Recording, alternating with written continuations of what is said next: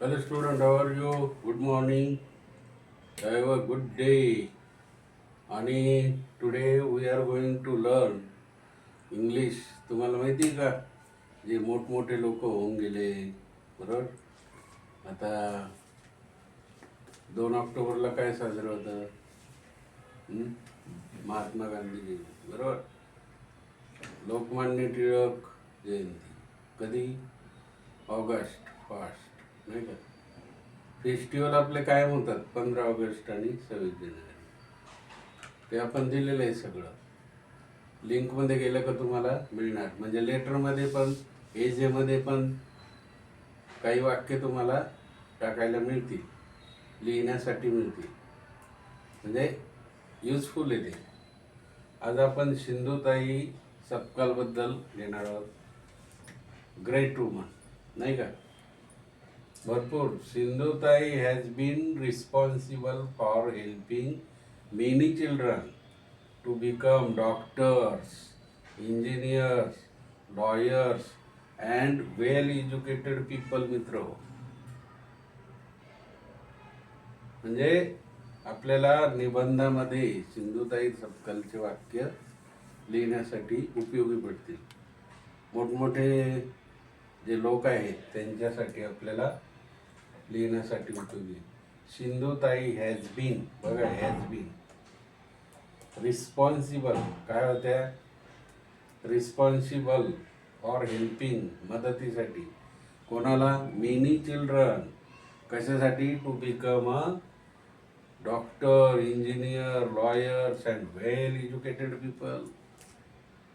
सिंधुताई सपकालने किती डॉक्टर्स बनवले असतील, किती लॉयर्स, किती इंजिनियर्स, वेल एज्युकेटेड,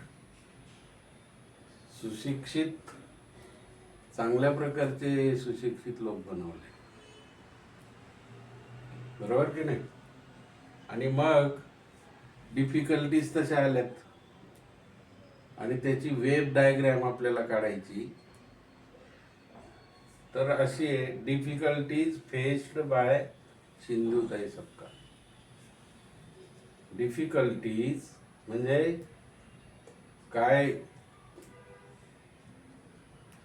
किती कठीण परिस्थितीला तोंड द्यावं लागलं. Difficulties faced by Sindhutai. फार अडचणींना सिंधुताईंना तोंड द्यावं लागलं. त्या कोणत्या कोणत्या होत्या बघा. फेस्ड पॉवर्टी, याला तर भरपूर तिने तोंड दिलं, पॉवर्टीला. शी हॅड टू फेस हंगर.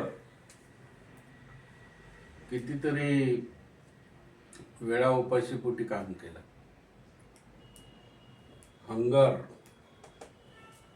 नाही की नाही. भूक लागली तरी अन्न मिळत नव्हतं, म्हणून she had to face hunger. एक महत्वाचे, she was beaten by her husband. She has beaten by her husband. तिचे पती खूप तिला मारत असे.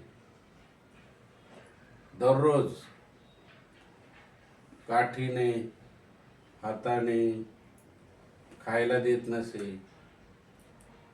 म्हणजे she was beaten by her husband, खूप मारायचे. दुसरं असा फेस केला, she was abandoned by her husband when she was pregnant. लाथाबुक्क्याने मारून घरातून काढून दिलं ज्यावेळेस सिंधुताई प्रेग्नंट होते. म्हणून इतक्या अडचणींना तोंड देऊन सुद्धा सिंधुताईंनी काय केलं? Sindhutai has been responsible for helping many children to become doctors, engineers, lawyers and well educated people. एवढ्या अडचणींना मात करून हे पब्लिक एज्युकेटेड, चांगल्या प्रकारचे लोक, वेल एज्युकेटेड, चांगल्या प्रकारचे सुशिक्षित लोक बनवले, चांगले लोक बनवले. चांगल्या लोकांनी बनवण्याचं कार्य हे सिंधुताईंनी केलेलं आहे. लक्षात ठेवा मित्र हो, अडचणींवर मात केली पाहिजे. आपल्याला अभ्यासात अडचणी नाही आहेत. पूर्वी तर कंदिलावर अभ्यास व्हायचे, बत्तीवर, गॅस बत्तीवर अभ्यास व्हायचे.